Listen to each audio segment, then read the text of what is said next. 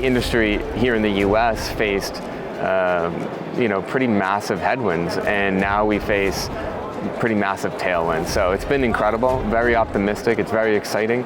You see pro-crypto picks within the Treasury, within the SEC, within the CFTC. So we are going to have a great Q3 and Q4. I'm very optimistic.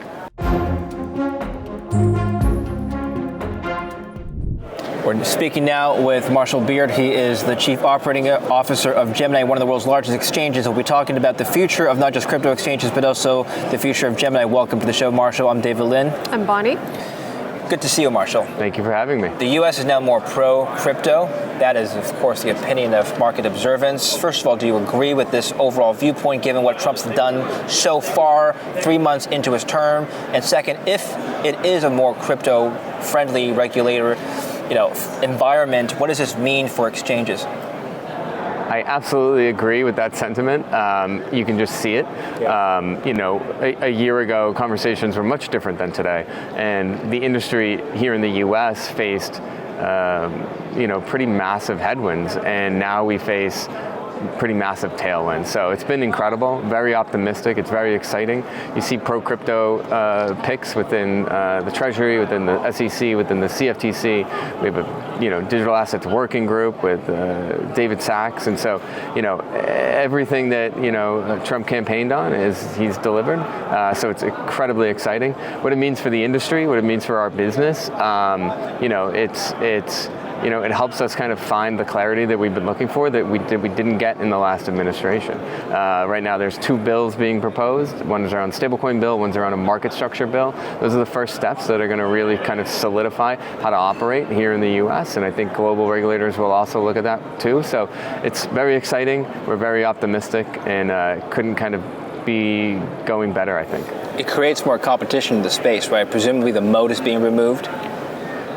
Potentially. I mean, it depends on how you think about regulatory moat and the competitive advantage of that. Yeah. I think there's going to be some operators that still maybe, cannot operate under rule setting regardless of where it is. So we welcome more growth and opportunity. And so we haven't really been thinking about regulatory capture with this change at all. What are exchanges doing in light of new ETFs being launched? They're not coins on an exchange.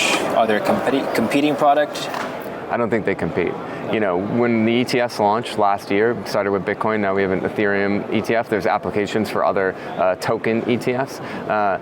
One side of that is, all these ETF issuers need a custodian. So Gemini is actually a custodian for some of the largest ETFs in the world in multiple countries. Gemini has a little over 20 billion of crypto under management.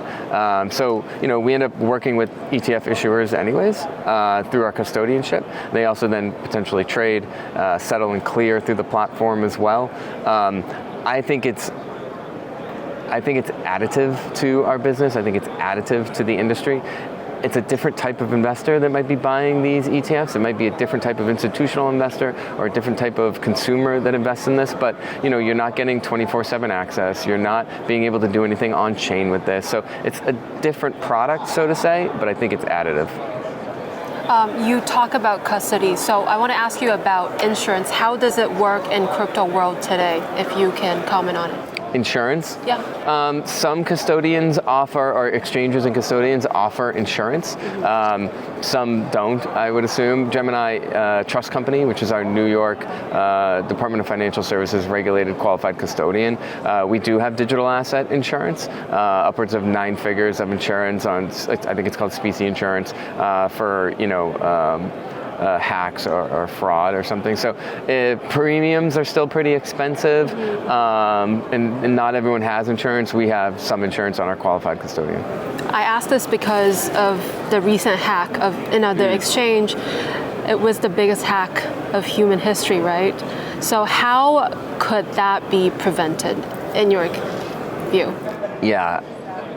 What happened with that hack is I can only see what I can see publicly. And so, when I see publicly, our security team did kind of an analysis.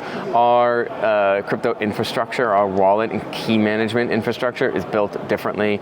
Our custodian is proprietarily built in-house. I think they had a partner that was involved, and so I can't speak too fluently on what happened there, other than, we did a review.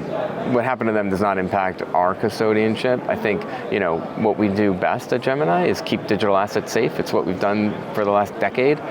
We'll continue to do that. Are you in Asia? We are. Gemini's Asian headquarters is in Singapore. I think we have, 60 employees in Singapore. They manage kind of all of our operations in the region. Okay, and that is your main country in Asia? Correct, yeah. We have an in-principle approval license with the Monetary Authority of Singapore, and Singapore itself is one of our, top jurisdictions. Okay. Are you expanding to any other Asian countries? Yeah, so we operate in other Asian countries. We have a focus on Southeast Asia. We look at regulation that Hong Kong passes. We look at, JFSA in Japan. We look at South Korean regs, and then maybe even outside of Southeast Asia with Australia and Turkey, where there's great adoption. So we look at, territory as a whole, and, if it makes sense within the thesis of growth, we can, operate there. What is your edge? How do you compete with other local exchanges? Sure.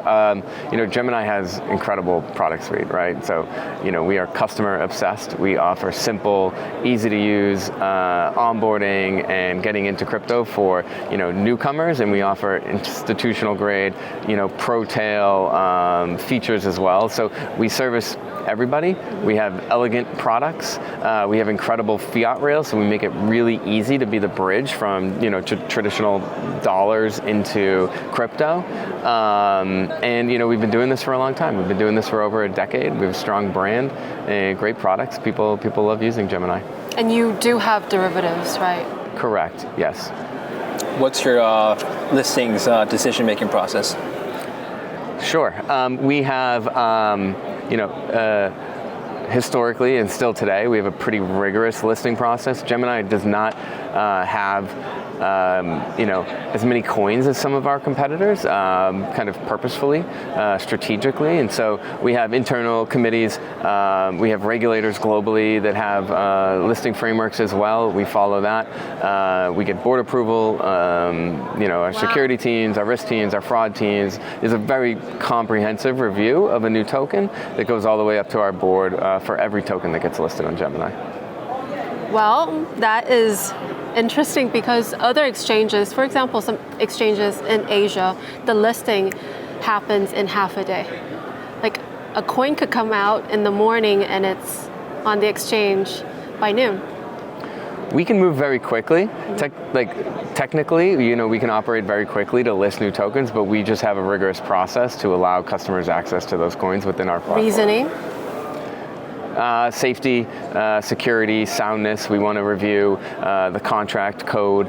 We want to review who launched it, the founders potentially. We want to look at if customers are demanding it, all sorts of different reasons. So you're not chasing the hype, so-called? Not particularly. What are red flags that you see that could be applied to retail investors? Can you elaborate on that? Red flags and projects that you may see that you would hesitate on listing, and some lessons you learn there that we can learn from. Potentially like really low float, like the founding team or core team owning a really large percentage of an asset, some sort of bug within like the smart contract itself, potential nefarious kind of market makers associated with the project, things like that. Is anonymity of the founders important for you? Something you look at? Bitcoin doesn't have a known founder, and so it's just a piece of our framework that we look at. We do a risk assessment on many different things. Last question from me. Sure. So can you comment on some of the kinds of coins that are most popular right now by trading volume on Gemini? Yes. Crypto is very interesting, and phases come and go. Yeah. I think in the last few months, meme coins had this like big adoption rate and large volatility. I think that's actually quieted down over the last few weeks, which is interesting. It was kind of short-lived. But as new layer 2s come out, as new stable coins come out, as kind of meme coins come out or community tokens come out, we look at all those for listing on Gemini, but it kind of comes in waves. Question about the crypto stockpile. Why do you think they pick these coins? Yeah, I think right now they've only committed for this strategic reserve to be Bitcoin, which I think is probably the right way to start. How they look at tokens after that, similar to how we look at utility of tokens at Gemini, right? What is the value it creates? How many people are using this thing? What is the utility behind it? What is the market cap? What is the velocity? How many developers are building on the chain? I would look at that if I was in charge of the reserve. So it's not because it's made in the USA? Oh, that might be a component too. Hard to tell sometimes what is made in the USA versus not within crypto. So that's definitely a factor I think they look at. I do have a question though. So it says the government can actually buy and sell these crypto altcoins. How does that affect these altcoins? They're just, to me, it just sounds like there's this huge whale that can buy and trade these altcoins. But how does that affect the overall project? I don't think the US government is going to be actively trading tokens, right? I think they're going to actively acquire through various mechanisms. They might dispose of assets for certain reasons, but I don't think they're going to be trading. For Bitcoin, it's positive. Obviously, price, currently hasn't done much with that announcement, which is fine generally. And then for altcoins, if it gets announced and they have low market caps, it's probably a bullish indicator for it. But I don't think there's been any commitments to altcoins yet. Are you able to comment on why do we have all these great news, but the price isn't that great? Yeah, crypto currently, at least right now, is tied to broader macro. The new administration, President Trump, has created friction and uncertainty in the markets through the speed at which he's operating right now. I'm not too concerned about this long term at all. I think this is initial uncertainty of how he's going to, run his administration. But I've been doing crypto for a long time. This is nothing. A short-term bump. Correct. Define short-term. First half of the year. Okay. So we are going to have a great Q3 and Q4. I'm very optimistic. That's great news. It's a moving interview, making me cry. Thank you so much, Marshall. Of course, thank you. Appreciate you coming out. Absolutely, thank you. Great to meet you. That was great, thank you. Awesome, thank you. Great to meet you.